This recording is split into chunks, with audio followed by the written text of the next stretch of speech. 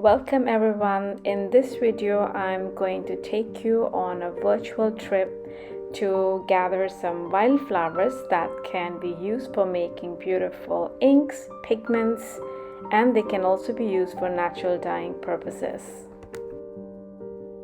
Before we head out virtually, there are certain foraging guidelines that you must take into consideration, especially if you are a newcomer in this area.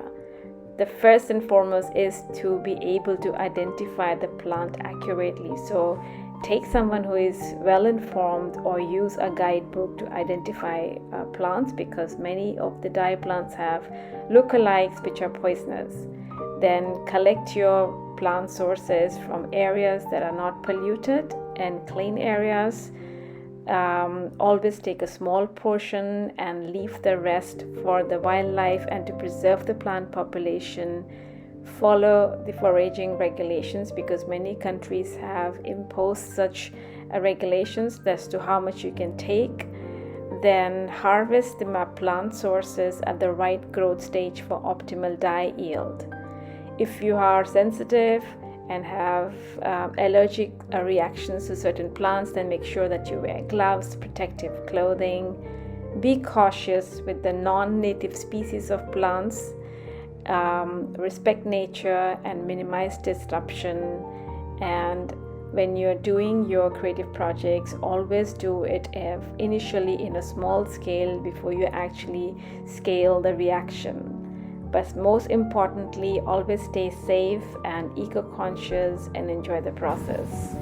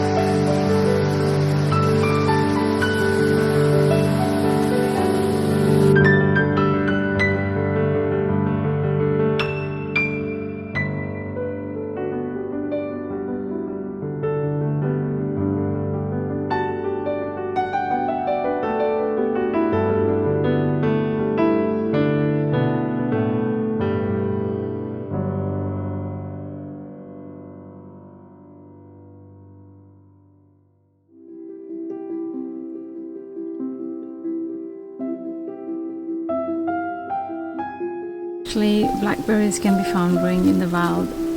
Overall in Austria, these are great for making inks, and the leaves of the blackberries can also be used for eco printing or eco dyeing. And it's of course a non-toxic plant. You can eat them and it makes for a great project for children as well. So I'm going to collect a few and munch them as well. These are really yummy.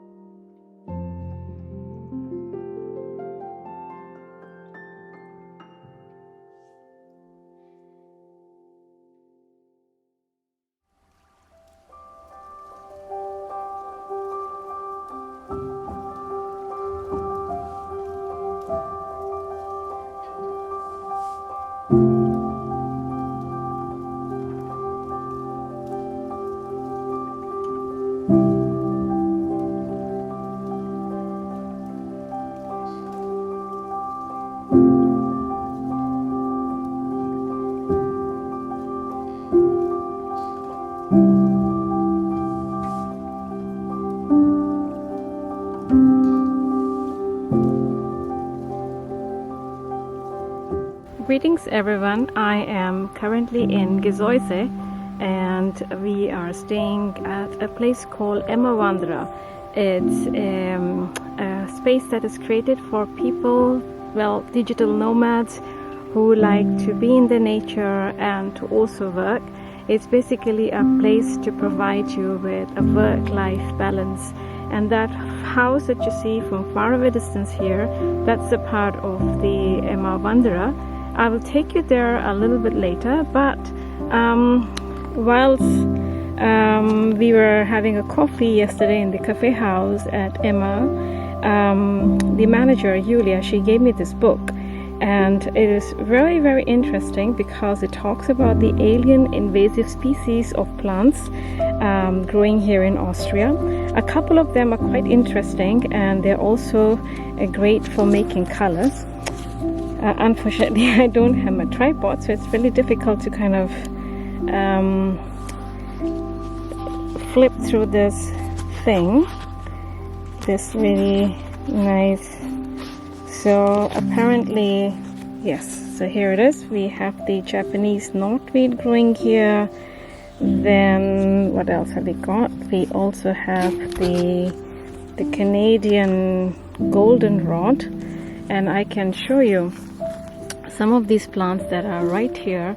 I was on a trail, and let me show you the goldenrods first. I mean, goldenrod unfortunately is considered as a weed, although it has many healing properties. It's great for making pigments, paints, and also for natural dyeing. So this is the goldenrod, and goldenrod is present in all the regions of Austria. So it's a very invasive species. And The second plant that is very interesting, which I had not known until yesterday, is this one. This is the Himalayan balsam. So it is a native species of Himalayas, and it was introduced in the 1800s in Europe, but now it has taken over the wild and many places, and it is kind of competing with the native plants here. So this is, it's actually edible. It has several healing benefits, but unfortunately it's a very, very alien invasive species. So I have never tried this plant before, but I'm very curious to see what sort of colors can I make. It's a fantastic plant for bees and other pollinators, similar to the goldenrod, which is why it is a beneficial plant. But in Austria and many parts of Europe, this is a highly invasive species, which is causing threat to the local species of plants. Then I have already shown you in one of the previous lessons in the videos about the wild carrots. This is called the wildmoren here, and the Queen Anne's lace, which is also present everywhere around. Then there are several other plants that are growing which you can use as flower crayons. One of them is a thistle. There are several types of thistle here, but you can see, if I move my camera here, I don't know if you can see the pink patches in the grassland, and the wild patch over there, that's all the Himalayan balsam. And actually in this region there are lots of Himalayan balsam growing. So this is something, you know, I find it really interesting. When you are going somewhere new, you get to learn something really unique and different. And this is what I love about exploring the native plants and plants that can be used for making paints, dyes and inks, which are one of a kind. And that's what sets them apart from the commercially bought paints and industrially produced pigments. So everything that you need for your artistic pursuits exists in nature. You just have to explore, and you get to learn many new things. This is my absolute favorite plant here. This is the ribwort plantain, and it can really identify this with the flower that it produces. The leaves are here. This is these nice bright green broad leaves, pointy ones. Whenever we are doing a hike, or even in general, if you get minor cuts or bruises, you can simply chew the leaf of this ribwort plantain and then apply it onto your wounds, and it really works very effectively. Many times it happens with our son, that he falls down and he has a bit of a cut. I simply ask him to find the Spitzwegerich, that's what it's called in German, chew it and then apply it onto his wound. So this is a great plant that you can also use for making beautiful green, yellow, natural dye.